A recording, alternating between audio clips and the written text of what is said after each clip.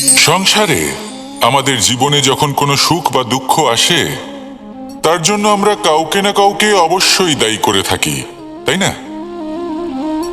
এই ব্যক্তি আমাদের সাথে এরকম কাজ করেছেন, তাই আমার সাথে এমন হলো। ওই ব্যক্তি যদি এমনটা না করতেন, তাহলে আজ আমি ওই স্থানে পৌঁছতে পারতাম। সবই আপনার দৃষ্টিভঙ্গির ওপর নির্ভরশীল, আর যদি আপনার দৃষ্টিভঙ্গি এমন হয়, তাহলে তা অনুচিত। সত্যি কথা বলতে, এই সংসারে ভিন্ন ভিন্ন ধরনের মানুষ আছে। এটা আপনার উপর নির্ভর করছে কিভাবে তাদের স্বাগত জানাবেন। একবার ভাবুন, আমি আমার দুটো হাত সামনে নিয়ে এলাম, দুটো মুঠো খুলে দিলাম। দুই প্রকারের মানুষ আসবেন, কিছু না কিছু দিয়ে যাবেন।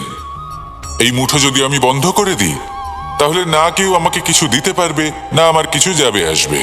নিশ্চয়ই বুঝতে পারছেন এই দুই ধরনের ব্যক্তি কারা এবং তারা কি দিয়ে যান।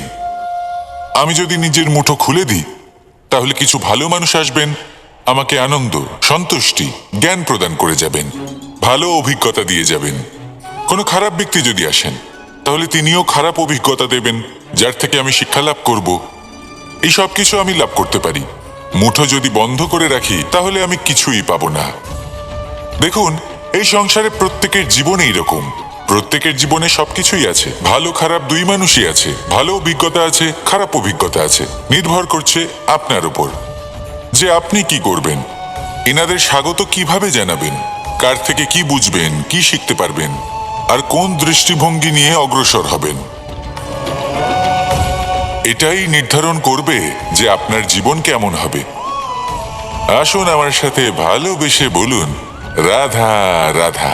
জীবনে যখন কোনো ব্যক্তি নিজের লক্ষ্য প্রাপ্তির জন্য নিরন্তর পরিশ্রম করতে থাকেন, চেষ্টা করতে থাকেন, তখন তিনি কষ্ট অনুভব করেন। কখনো শারীরিক কষ্ট, কখনো মানসিক কষ্ট।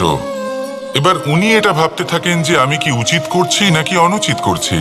কারণ অন্যদিকে এমন একজন ব্যক্তিও আছেন যিনি একদমই পরিশ্রম, চেষ্টা করছেন না। তিনি মদিরা পান করেন, বিলাসিতায় জীবন কাটান, অলস প্রকৃতির হয়ে ওঠেন, নিদ্রাতে বিলীন হয়ে থাকেন আর ভাবেন যে তিনি সুখ লাভ করছেন। কিন্তু এরকম কেন হয়? কারণ যখন আমরা সৎ পথে থাকি, উচিত পথে চলি, লক্ষ্য প্রাপ্ত করার জন্য চেষ্টা করতে থাকি, তখন আমাদের ভেতরে থাকা নেতিবাচক শক্তি এবং পাপ এই দেহকে ত্যাগ করে দেয়।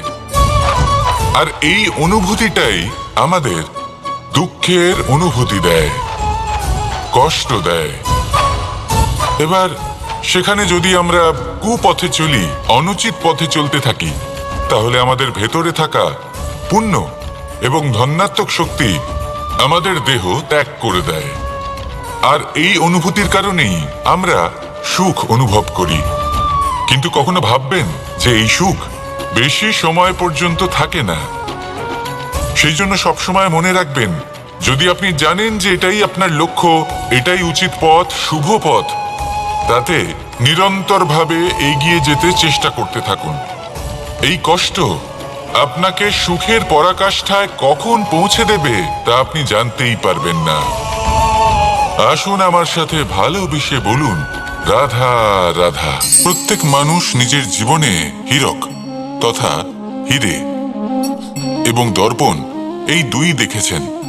এই দুই হলো সাদা এবং এরা দুজনেই আলোর প্রতিফলন ঘটায় এবং এরা দুজনেই উজ্জ্বল হয়ে ওঠে। আপনি হয়তো মনে মনে ভাবছেন যে এটা কি ধরনের তুলনা করছি। একটা হিরে তো রত্ন, তার মূল্য দর্পণের থেকে অনেক গুণ বেশি।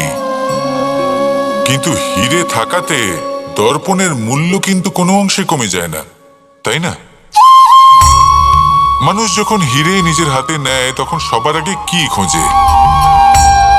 দর্পণ, যাতে তার মধ্যে দিয়ে দেখে সে বুঝতে পারে যে সেই হিরে আদৌ তার শোভাবর্ধন করছে কিনা, তাকে ভালো দেখাচ্ছে কিনা, প্রসাধনের জন্য সেটা ব্যবহার করা ঠিক হবে কিনা। অর্থাৎ হীরের উপস্থিতিতে দর্পণের গুরুত্ব কম হলো না। দর্পণের কারণে হীরের মূল্য বোঝা গেল। আমাদের জীবনেও ঠিক এরকমই ঘটে। আপনারা যদি এই সংসারে নিজের আশেপাশে দেখেন, এমন অনেক মানুষ দেখতে পাবেন যারা নিজেদের ক্ষেত্রে মহান স্থানে পৌঁছেছেন, নিপুণ এবং শ্রেষ্ঠ হয়েছেন। আর তাদের মধ্যে আপনার নিজের মনে হয় যেন আপনি হলেন দর্পণ। নিজেকে ছোট মনে করবেন না। আপনার মূল্য কম হচ্ছে না, আপনার নিজস্ব মূল্য আছে। আর যদি আপনার অস্তিত্ব না থাকে তাহলে ওনাদের অস্তিত্বের মূল্য সংসার বুঝতেই পারবে না। জীবনে সবসময় চেষ্টা করবেন যাতে আপনি আরো বেশি শ্রেষ্ঠ হয়ে উঠতে পারেন। আপনি নিজে যে স্থানে আছেন সেটাকে ছোট মনে করবেন না, তারও নিজস্ব একটা মূল্য আছে। যদি আপনি হিরে হয়ে থাকেন তাহলে অহংকার করবেন না, যদি আপনি দর্পণ হয়ে থাকেন তাহলে নিজেকে ছোট মনে করবেন না।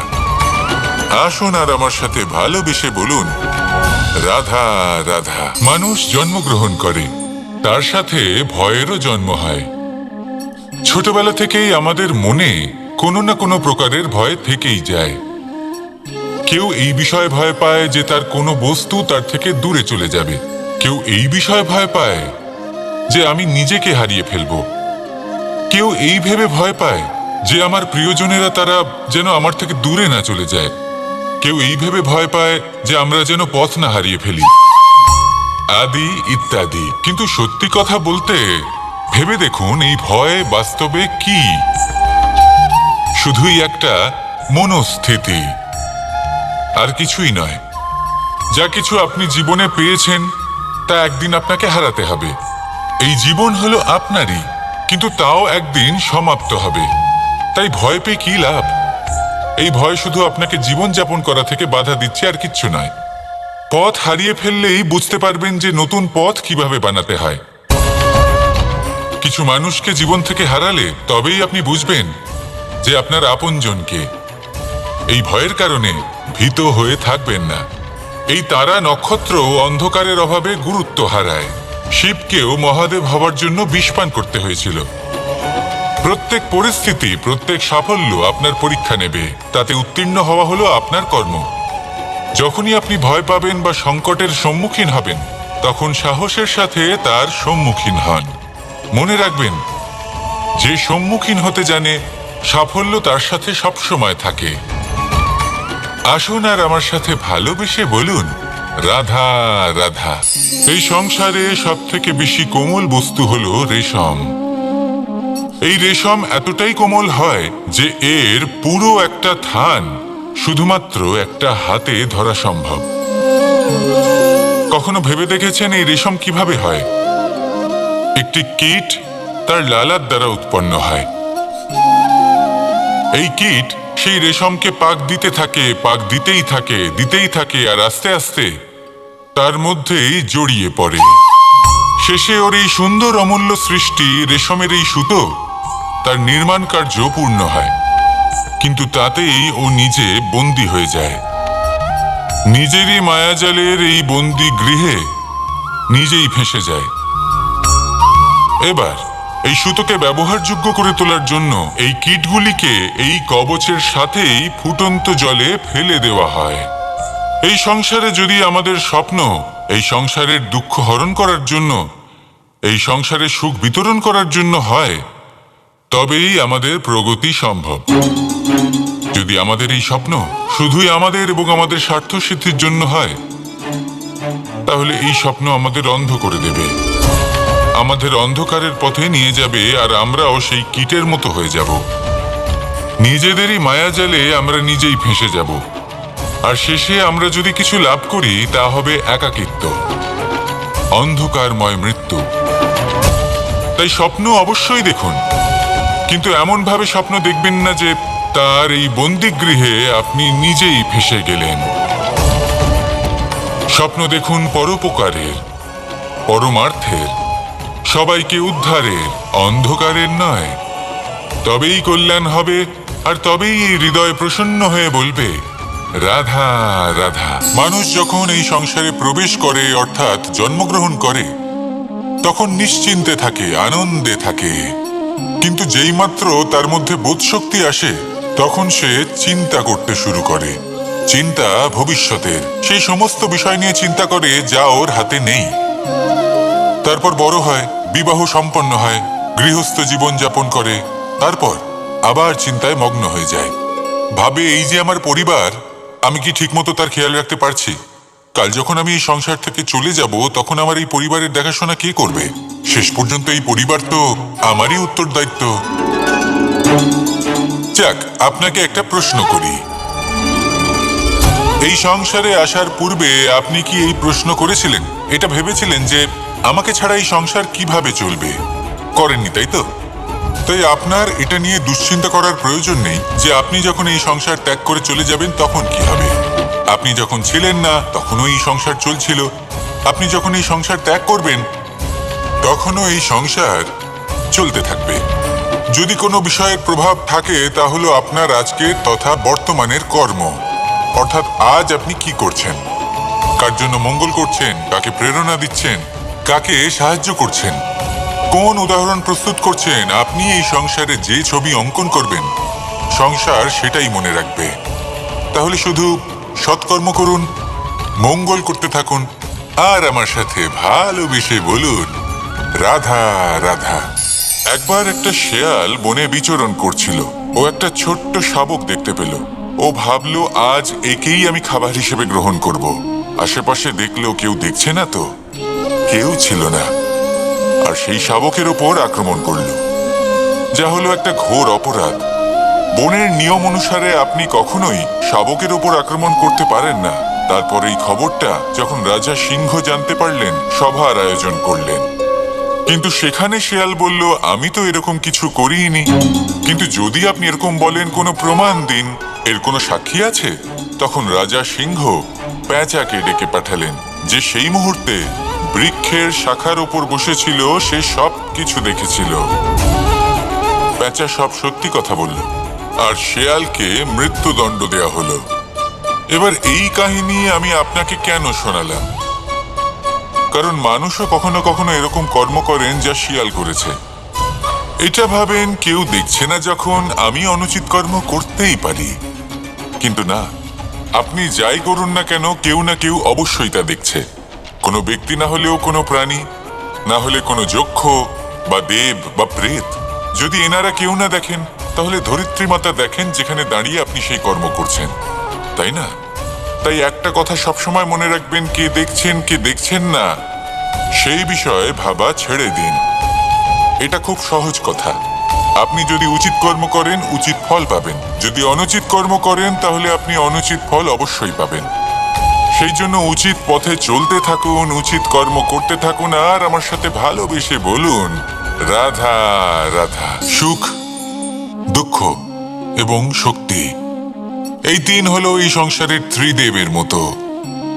আমাদের জীবনে যা কিছু ঘটছে এই তিনটির ভিত্তির উপরেই হচ্ছে। আসলে এই সংসারের একটা নিয়ম আছে, যখনই আপনি কিছু লাভ করেন, এই সংসার আপনার পরীক্ষা নেয়। এটা জানার জন্য আপনার পরীক্ষা নেয় যে আপনি যা কিছুই লাভ করেছেন, আপনি কি আদৌ সেটার যোগ্য কিনা। ঠিক সেইভাবেই এই সুখ, দুঃখ এবং শক্তি আপনার পরীক্ষা নিয়ে থাকে। যখন সুখ আসে, তখন সে আপনার পরীক্ষা নেয় যে আপনার মধ্যে অহংবোধ জাগ্রত হয়নি তো। যদি অহংবোধ চলে আসে, তাহলে সুখ সেখানেই সঙ্গ ত্যাগ করে। দুঃখ আপনার ধৈর্যের পরীক্ষা নিতে থাকে, আর যদি আপনার মধ্যে ধৈর্য না থাকে, তাহলে এটা আপনাকে আরো বেশি দুঃখের গভীর অন্ধকারে ঠেলে দেবে। সেখানে শক্তি পরীক্ষা নেয় আপনার বিনম্রতার। যদি আপনি বিনম্র না হন, তাহলে হয় এই শক্তি আপনার সঙ্গ ত্যাগ করবে, নয় এই শক্তি বিনম্রতার অভাবে আপনার পতনের কারণ হতে পারে। এই সংসারে যে কোনো ব্যক্তি যিনি এই পরীক্ষায় উত্তীর্ণ হয়ে থাকেন, এই জীবনে তিনি সাফল্য লাভ করেন। আসুন আমার সাথে ভালোবেসে বলুন রাধা রাধা। আমি মনুষ্য রূপে জন্ম নিয়েছি এবং সমস্ত কর্ম এই রূপেই করেছি। কিন্তু আশ্চর্যের বিষয় হলো যে আজও মানুষ আসেন এবং হাত জোড় করে প্রার্থনা করেন যেন আমি ওনাদের সহায়তা করি। আপনাদের একটা কথা বলতে চাই, আমি সকলকে সাহায্য করতে পারবো না, কিন্তু আমি শিক্ষা অবশ্যই দিতে পারবো, জ্ঞান প্রদান করতে পারবো। এমন কিছু জ্ঞান যার ভিত্তিতে মানুষ যা চাইবেন তাই লাভ করতে পারবেন, যদি সঠিক কর্ম করতে থাকেন। যখন কংসের অসুররা গোকুলে ধ্বংসলীলা চালাচ্ছিলেন তখন আমি কারোর থেকে সাহায্য চাইনি। আমি দাঁড়িয়েছিলাম এবং আমি তার বিরোধিতা করেছিলাম। সবাই বলেন যে আমি ছোট্ট একটা আঙুলে গোবর্ধন পর্বত তুলেছিলাম, কিন্তু আমি কি ওখানে একা ছিলাম? কখনোই নয়। আমার সাথে অসংখ্য গোকুলবাসী, অসংখ্য বর্ষণাবাসী ছিলেন, নিজের হাতে একটা লাঠি নিয়ে।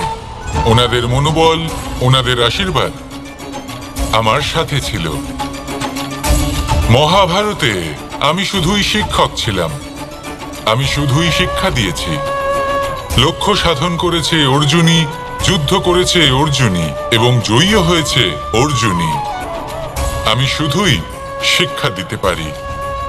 অবশেষে আপনাকে শুধু এটুকুই বুঝতে হবে যে ঈশ্বর সবকিছু করতে পারেন না, করতে হবে আপনাকে। ঈশ্বর আপনাকে আশীর্বাদ করতে পারেন যে কাজ আপনি মন থেকে করবেন সেটা অবশ্যই পূরণ হবে। সেই জন্য নিজের লক্ষ্যের পথে এগোতে থাকুন। চেতনা, বিবেক এবং পরিশ্রমের দ্বারা আপনার যা যা স্বপ্ন আছে, যা লক্ষ্য আছে, আপনি অবশ্যই লাভ করবেন। আর এই মন সুপ্রসন্ন হয়ে বলবে, রাধা রাধা। ভোজন। এই সংসারে যেই হোক না কেন, কোনো মানুষ হোক, কোনো প্রাণী হোক, কোনো কীট হোক বা কোনো বনস্পতি হোক, প্রত্যেকের জন্য ভোজন অতি আবশ্যক। কারণ ভোজন থেকেই শক্তি পাওয়া যায়, আর সেই শক্তি দিয়েই সংসারের, আমাদের জীবনের সমস্ত কার্য করা যায়। এবার এমন এক ধরনের শক্তি হয় যা শীতের ঋতুতে সূর্য থেকে আমরা পেয়ে থাকি, আর আরেক ধরনের উত্তাপ হয় যা দিয়ে ভোজন রান্না করা হয়, সুস্বাদু নানান ধরনের ভোজন। এবার অত্যন্ত গুরুত্বপূর্ণ হলো যে ব্যক্তি সেই ভোজন বানাচ্ছেন তার মানসিক পরিস্থিতি এবং সেই ব্যক্তি যিনি ভোজন গ্রহণ করছেন তার মানসিক অবস্থা। যখনই আপনি ভোজন বানাচ্ছেন তখন ভালোবাসার সাথে কাজটা করুন, ধন্যাত্মক ভাব নিয়ে, সৎ ভাবনার সাথে। কারণ আপনার এই মানসিক স্থিতি শক্তির আকারে সেই খাদ্যের সাথে মিলেমিশে যায়। আর যখনই আপনি ভোজন গ্রহণ করছেন তখন সদ্ভাবনার সাথে, প্রসন্নতার সাথে গ্রহণ করুন, ধন্যাত্মক ভাব নিয়ে। যদি আপনি প্রসন্নতার সাথে রান্না করেন, প্রসন্নতার সাথে খাদ্য গ্রহণ করেন, তাহলে আপনি প্রসন্নই থাকবেন। আর মন সুপ্রসন্ন হয়েই বলবে, রাধা রাধা। দীপাবলি আমাদের সবথেকে বড় উৎসব। শ্রীরাম রাবণকে পরাস্ত করে 14 বছরের বনবাস কাটিয়ে আবার অযোধ্যায় ফিরে এলেন অমাবস্যার রাত্রে। অযোধ্যায় সবাই খুব প্রসন্ন ছিলেন, খুবই উৎসাহিত ছিলেন। অযোধ্যায় সহস্র প্রদীপ প্রজ্বলিত করা হয়েছিল এই উৎসবে। একে আমরা দীপাবলি বলে থাকি। এবার এই বিষয়ে আমরা সকলে জানি। আপনি কি এটা জানেন যে শ্রীরাম বাস্তবে অমাবস্যার এক রাত আগেই অযোধ্যায় পৌঁছে গেছিলেন? সবার সামনে অমাবস্যার রাতে এসেছিলেন। এর কারণ কি? শ্রীরাম প্রমাণ করতে চেয়েছিলেন যে যে কোনো সময়, দিন হোক বা রাত, শুভ বা অশুভ হয় না। শুভ অশুভ কিছু থাকলে তা হলো মানুষের চিন্তা, তার ভাবনা, তার নির্বাচন আর তার কর্ম। নিজেই দেখে নিন।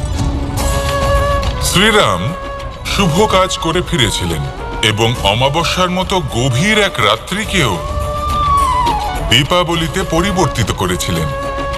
এমনটাই যদি আমরা করতে পারি, তাহলে এমন কোন গৃহে যান যেখানে অসহায় ব্যক্তি রয়েছেন, যা অন্ধকারাচ্ছন্ন, আর সেখানে প্রকাশ প্রজ্বলিত করুন। প্রকাশ সহায়তার, প্রেরণার, আশার। যদি এমন কিছু আমরা করতে পারি তাহলে তাকে প্রকৃত অর্থে দীপাবলি বলা যেতে পারে। তাহলে নিজের পরিবারের সাথে দীপাবলি পালন করুন। আপনাদের শুভেচ্ছা জানাই। আসুন আর আমার সাথে ভালোবেসে বলুন, রাধা রাধা। এই শুকনো পাতাটিকে দেখুন, নিষ্প্রাণ হয়ে পড়েছে। কোনো একটা সময় এই পাতাটি একটা গাছের ডালে ছিল। সেই গাছ ওর লালন পালন করত। যখন যখন বাতাস বইত, এই পাতায় কম্পন দেখা দিত, মনকে প্রফুল্ল করে তুলত। কোনো একদিন এই পাতা গাছের ডাল থেকে ঝরে পড়ে গেল।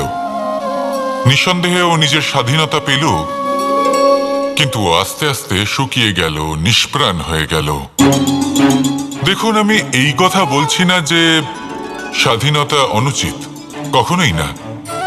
কিন্তু যে কোনো পরিস্থিতিতে স্বাধীন হতে চাওয়া এটা নিশ্চিতরূপে অনুচিত।